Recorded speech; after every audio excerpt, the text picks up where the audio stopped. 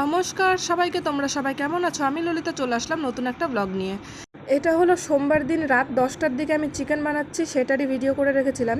কারণ মঙ্গলবার দিন সকালবেলা মেলা, সকালবেলা উঠে চলে যাবে আমার বর কাজে। আর এদিকে রাত্রেবেলা কি বানাবো ভেবে ভাবলাম না, একটু চিকেনই বানিয়ে ফেলি। আর রাত্রেবেলা কুলফিগুলো বানিয়ে রাখছিলাম, আমাদের কুলফি বানাতে বানাতে প্রায় রাত 2টোর মতন বেজে গেছিলো। আর এদিকে সবাই মিলে আমাকে হেল্পও করছিল। তো আমি এদিকে রান্না করছি বলে ভরতে বসতে পারিনি, একটু পরে আমার রান্না হয়ে গেলে আমি এদিকে কুলফিগুলো ভরে নেব। তারপরে তো ঘুমিয়ে গেলাম। আর এটা সকাল 7টার মতন বাজে, উঠেছিলাম 5টার দিকে, কিন্তু সম্পূর্ণ কাজকর্ম সেরে 7টার দিকে দোকান নিয়ে পাঠিয়ে দিলাম।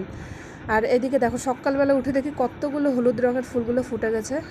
তারপরে আর ব্লগটা কন্টিনিউ করতে পারিনি, কারণ অনেক ব্যস্ত ছিলাম।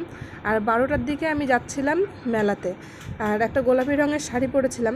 আর যাওয়ার পথে দেখো রাস্তাটা কত সুন্দর, এইদিকে ক্যানেল, তিস্তার যে নদী চলে গেছে, সেই নদী কেটেই ক্যানেলগুলো তৈরি করা হয়েছে। সেই ক্যানেলের পাশ দিয়ে আমরা যাবো আজকে আমবাড়ি, স্নানের মেলা। তো দেখো কথা বলতে বলতে চলে আসলাম। আমার শ্বশুর মশাইয়ের সঙ্গে আমরা এসেছিলাম, আর প্রচণ্ড ভিড় ছিল। আর এইবার তো মেলাটা 7 দিন কন্টিনিউ হবে না, কারণ সামনে ভোট, এই কারণে হয়তো মেলাটা হচ্ছে না। আর এই পাশটাতে সবাই স্নান করছিল, সবাই বলতে বেশিরভাগ মানুষ এই পাশে ছিল। আর আমরা ওই পারে গেছিলাম, ওই পারটা না একটু হালকা, লোকজন কম ছিল।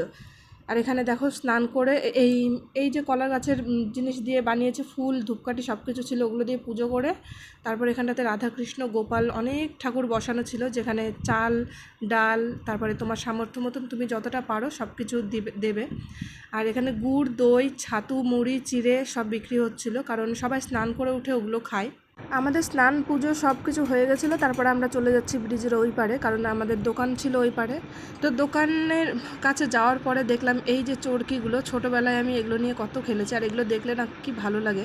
তো আমিও এখান থেকে একটা নিয়ে নিলাম, নিয়ে আমাদের দোকানে লাগিয়ে দিলাম। সারা দিন চরকিটা এইভাবে ঘুরছিল, একটু হাওয়া পেলেই। আরও আমার সাথে গল্প করছিল। তারপরে এখানে পপকর্ন পাঁপড়, মেলাতে যা যা থাকে, এই যে ময়ূর, এই বেলুন ফোলানোগুলো। আর এইবার দেখলাম এগুলো মেলার ভর্তি ছিল।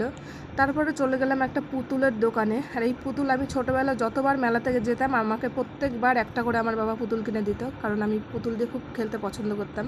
আর এই ছোট্ট ছোট্ট কিউট কিউট পুতুলগুলো দেখে খুব পছন্দ হলো। আর এই যে উপরে পরীর মতন পুতুলগুলো।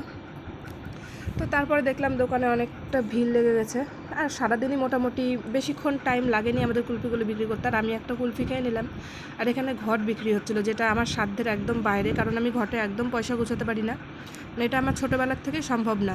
আর এখানে ছোট ছোট কানের বিক্রি হচ্ছিল, খুব সুন্দর সুন্দর কানের বিক্রি হচ্ছিলো। তো আমি এখান থেকে একটা কানের নিয়েছিলাম, একটা বলতে এক জোড়া, একটা নিয়ে বাকি করব। তো এখানে কানেরগুলো এখান থেকে নিয়ে আমি আবার দোকানের কাছে চলে আসলাম। আর এইটা যে কি রাত্রেবেলা এটা দেখতে বেশি সুন্দর লাগবে, কারণ অনেক সুন্দর সুন্দর লাইট জ্বলছিল। তারপরে নিয়ে নিলাম বাদাম। আর মেলাতে এসেছি, ফুচকা না খেলে তো হবেই না, ফুচকাও খেয়ে নিলাম। ফুচকা খাওয়ার পরে দেখো এই কালারিং লাইট দেওয়া বেলুনগুলো খুব ভালো লাগছিলো, তো এখান থেকে একটা বেলুনও নিয়েছিলাম। তারপরে এখানে ময়ূরের পালক, যেটা ছোটোবেলায় আমরা বইয়ের পৃষ্ঠায় রাখতাম, ভাবতাম একটার থেকে অনেকগুলো বাচ্চা হবে। তারপর এখান থেকে নিয়ে নিলাম রোল আর একটু ঘুগনি। ব্লগটা আর কন্টিনিউ করবো না, আমরা এখন চলে যাব বাড়ি, কারণ সন্ধ্যা লেগে গেছে। সবাই সুস্থ থেকো, ভালো থেকো, ভিডিও ভালো লাগলো অবশ্যই লাইক করো।